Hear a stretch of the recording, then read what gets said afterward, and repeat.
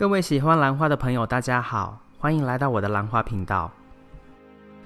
今天要跟大家分享的这一株蝴蝶兰是一颗迷你型的蝴蝶兰。那你现在看到它的开花影片呢，是它上一个周期的开花影片。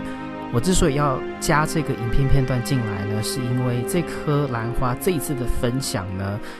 需要一点叙述，一点铺陈，你才会知道这颗兰花的厉害在哪里。其实这株兰花不是我买的，原因是因为它是一株侧芽，被我从小苗养到大成熟，然后开花。那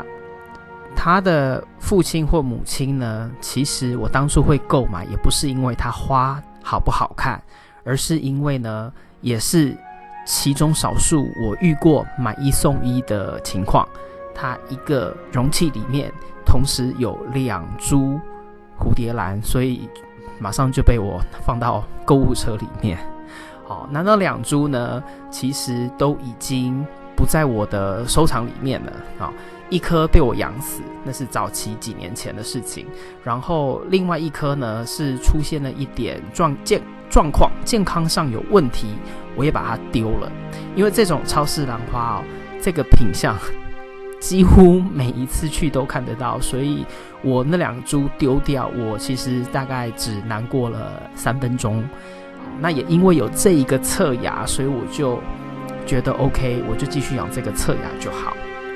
那这边的种植方式也快提一下，它就是一个杯子，完全没有洞口的杯子，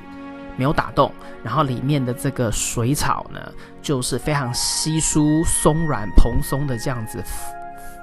分布在整个根系跟杯子里面。那这一种是一种实验性质的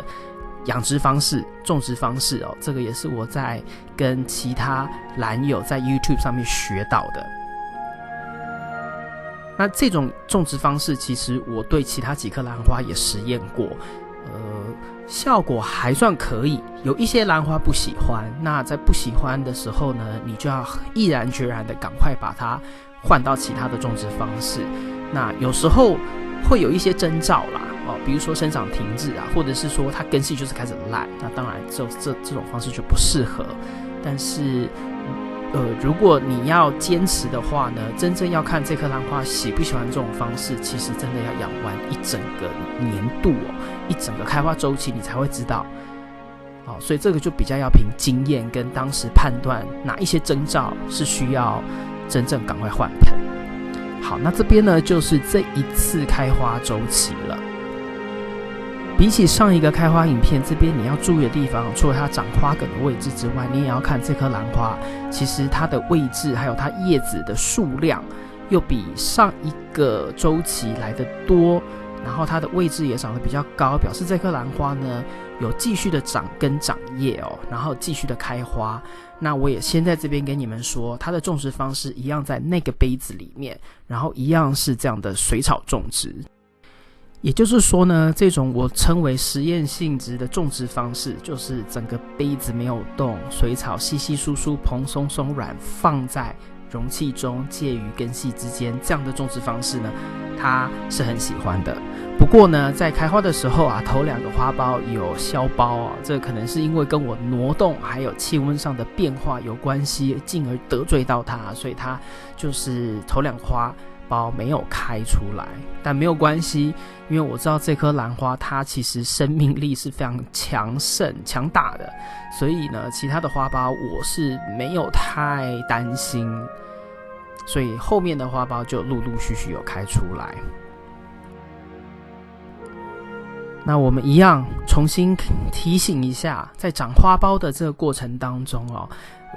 就是要避免不必要的挪动。当然你要打扫清理或者是给水，难免还是需要移动它，所以这个部分就是尽量小心一点。那如果你花梗要让它整齐笔直的话呢，摆放回去的位置尽量一样，这样子它接受光源的角度一样，花梗才不会长歪。那再来呢，就是温度、湿度甚至在于就是说这个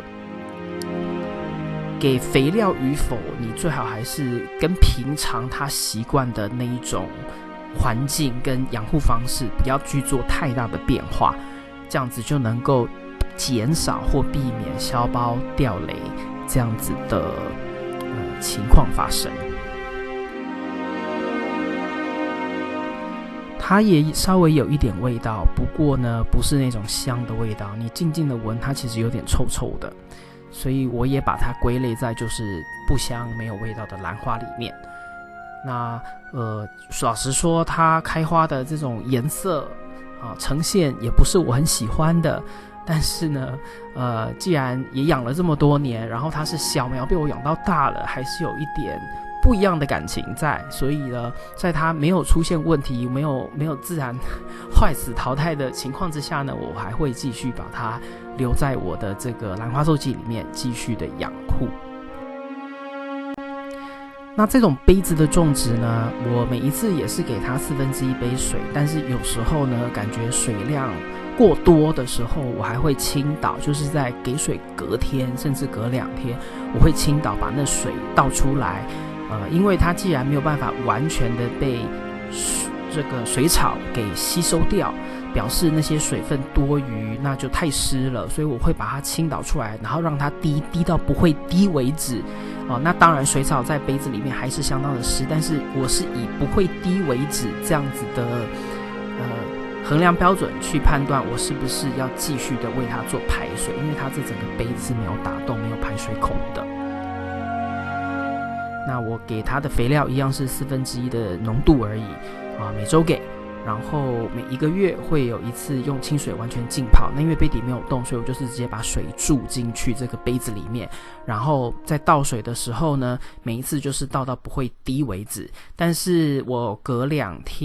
天我会再重新审视一遍，看看杯子是不是还是有其他水分的残留因为地心引力的关系，所以很多时候呢杯子还在你倒完之后的隔1-2天还是会有多余的水分，那你就可以再做一次倾倒的动作，就是这样而已然后这个杯子是它原来的杯子，那很多根系往里面长，是因为我有做导根的动作，那也就是用手把新长出来的气根根系压进去杯子里面，它就继续往杯子里面长就是这样子而已。那这个动作就是靠平常的养护跟观察，然后它根系够长了，你就是把它压进去，然后让它顶在内杯的杯子里面，然后就继续往下长，就这样而已，没有什么太困难的地方。不知道你们的兰花有没有也用这样子的这种种植方式呢？杯底无洞又加水草的这种种植方式，如果有的话，分享看看你的操作是怎么样操作，避免水过多，或者是避免它干湿循环没有办法在1周之内完成呢？以上就是今天为您带来的影片。如果你喜欢这个影片，请帮我在影片的下面点个赞。如果你要继续与我一起学习怎么养兰，别忘记订阅我的频道并打开通知铃铛。